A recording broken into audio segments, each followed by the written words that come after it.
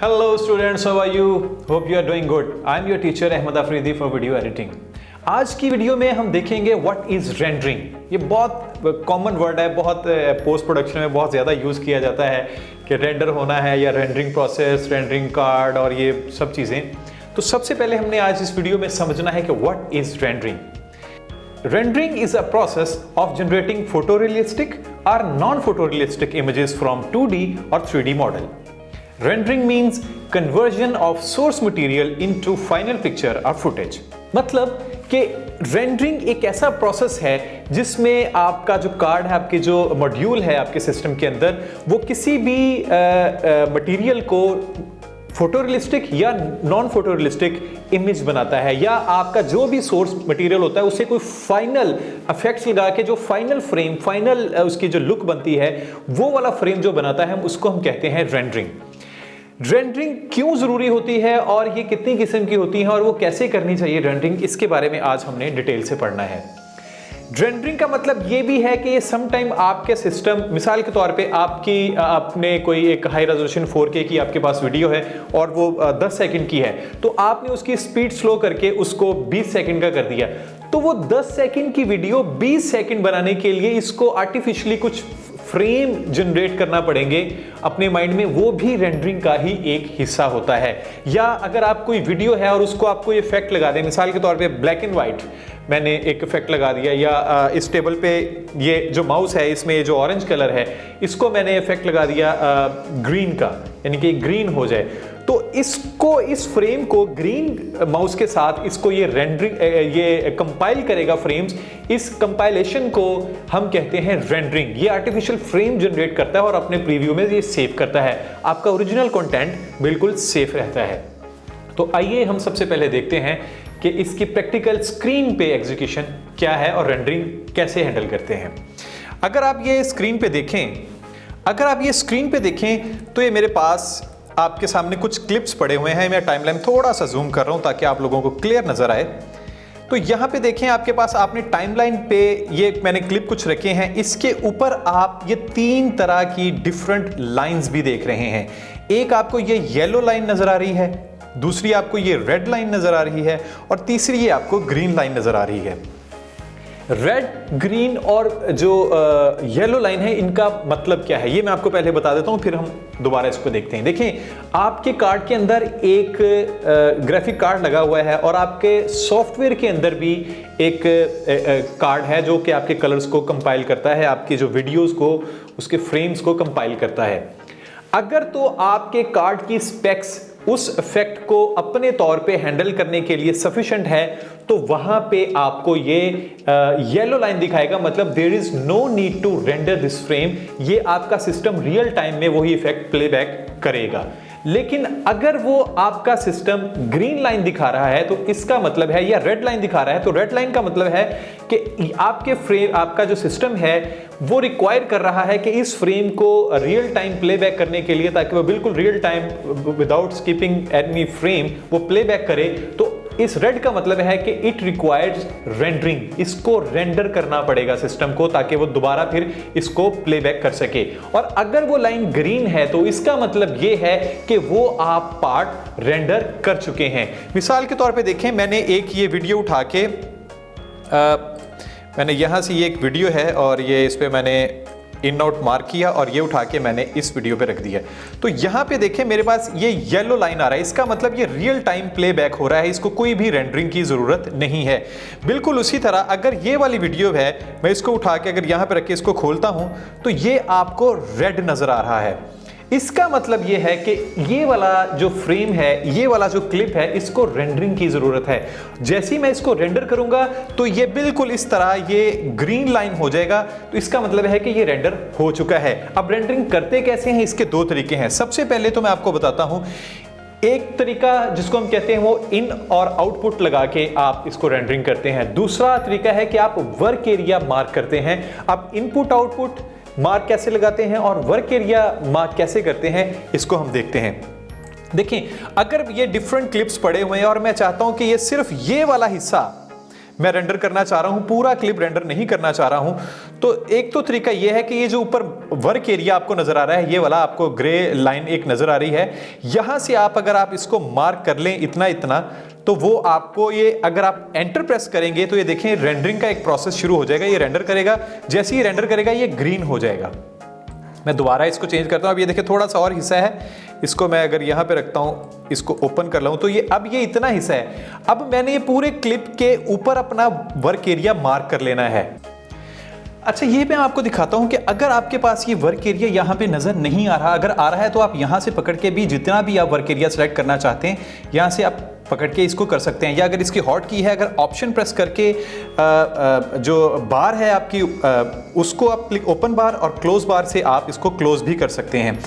लेकिन in case अगर आपके सिस्टम पे नजर नहीं आ रहा तो आपने बिल्कुल उसी तरह ये टाइमलाइन की इसकी सेटिंग में जाना है। ये आपको 3 लाइंस नजर आ रही हैं, आपने इसकी सेटिंग में जाना है। तो यहाँ पे ये आपको एक चेक एरिया करना पड़ेगा, वर्क एरिया बार, बिकॉज ये ऑलरेडी चेक्ड है। इसका मतलब यहाँ पे ये वर्क एरिया है। अगर यहाँ पे जाके ये वर्क एरिया मैं अनचेक कर दूंगा तो यहाँ पे अब आपके पास वर्क एरिया नहीं आएगा। अब इस वर्क एरिया वापस लाने के लिए आपको दोबारा उसी सेटिंग में जाना है और आपने यहाँ पे इसको वर्क एरिया चेक करना है, तो ये आपके पास वर्क एरिया आ जाएगा। अब यहाँ से आपने डिसाइड करना है कि आपने कितना एरिया करना है। मैं हमेशा अपने स्टूडेंट्स को ये एडवाइस करता हूं कि आपने टोटल पूरा सीक्वेंस करने से पहले, रेंडर करने से पहले आप कोई एक छोटा सा पोर्शन रेंडर करके उसकी आउटपुट चेक कर लें कि इधर के आपका जो आउटपुट है वो आपका रिक्वायर्ड है या उसमें कोई चेंजेस की जरूरत है। Once you get final with your final result, once you get done with your final result, फिर आपको पूरा सीक्वेंस रेंडर करने में कोई हर्ज नहीं है। तो आप यहां से अपनी मर्जी के मुताबिक वर्क एरिया बार यहां से सिलेक्ट करके आप इसको जस्ट एंटर प्रेस करेंगे तो ये आपके सामने ये रेंडरिंग का एक प्रोसेस शुरू होगा। और जैसे ही प्रोसेस हो जाएगा मुकम्मल, ये ग्रीन लाइन हो जाएगी। ग्रीन लाइन का मतलब है कि अब ये वाला हिस्सा रेंडर हो चुका है, इसको रेंडरिंग की जरूरत नहीं है और ये प्लेबैक बिल्कुल स्मूथ देगा। अब ये आगे कुछ रेंडर है, तो अगर आपको लगे कि ये प्लेबैक बिल्कुल ठीक है तो आप इसी को दोबारा फिर पूरा सिलेक्ट करके इसको रेंडर भी आप कर सकते हैं। एंटर प्रेस करना है और आपने ये रेंडर करना है। दूसरी चीज अभी मैं आपको ये बताने वाला था कि मिसाल के तौर पे अगर आपने वर्क एरिया आपके पास नहीं है या आप वर्क एरिया से नहीं करना चाहते, मैं यहां से इसको वर्क एरिया को ऑफ कर देता हूं और अगर मैंने अब ये वाला क्लिप दोबारा है वो मैंने रेंडर करना है, तो मैंने यहां पे इसको इनपुट या आउटपुट मार्क कर सकता हूं। या दूसरी सूरत यह है कि आप क्लिप को सिलेक्ट करें और क्वेश्चन मार्क या स्लैश को प्रेस करें कीबोर्ड से, तो ये देखें जो भी आपका सिलेक्टेड क्लिप होगा ये पूरे का पूरा इन और आउट इस पे मार्क कर देगा। Once you done with your marking in and out, तो अब आपने क्या करना है, आपने इसको सिंपली रेंडर करना है। ये जो आपका इनपुट और आउटपुट का फ्रेम होगा ये वो रेंडरिंग शुरू कर देगा। जैसे ही रेंडरिंग मुकम्मल होगी ये देखें ये भी ग्रीन हो जाएगा। तो स्टूडेंट्स मैंने आपको 2 तरीके बताए हैं। फर्स्ट, आप अपना प्रॉपर टाइमलाइन एडिट करें, एडिट करने के बाद जो भी इफेक्ट लगाना है वो इफेक्ट लगाएं। तो आपने ऊपर आपकी लाइंस जो है रेड, ग्रीन और ब्लू, ये आपको बता रही होगी कि रेंडरिंग कहां पे रिक्वायर्ड है और कहां पे नहीं है। वंस आपकी जो येलो लाइन है इसका मतलब है यहां पे आपको रेंडरिंग रिक्वायर्ड नहीं है। ग्रीन लाइन का मतलब है कि आपका सिस्टम इसको रेंडर कर चुका है और रेड लाइन का मतलब है कि दैट रिक्वायर्ड्स रेंडरिंग। और रेंडरिंग करने के भी मैंने उसको मार्किंग करने के भी आपको 2 तरीके बताए हैं कि एक तो आप किसी भी क्लिप को सिलेक्ट करके अगर आप उस पे साइन ऑफ इंटरोगेशन या स्लैश को कीबोर्ड से प्रेस करेंगे तो वो सिलेक्टेड एरिया के इनपुट और आउटपुट मार्क कर देगा। देन आपने इसको एंटर प्रेस करना है तो वो उसकी रेंडरिंग शुरू कर देगा। सेकंड आपको जो मेथड बताया था वो ये बताया था कि आप टाइमलाइन की ही सेटिंग में जाएंगे और वहां से अपना जो वर्क एरिया है ऑप्शन है उसको चेक करेंगे तो आपकी जो टाइमलाइन के बिल्कुल ऊपर एक ग्रे बार वर्क एरिया की आ जाएगी।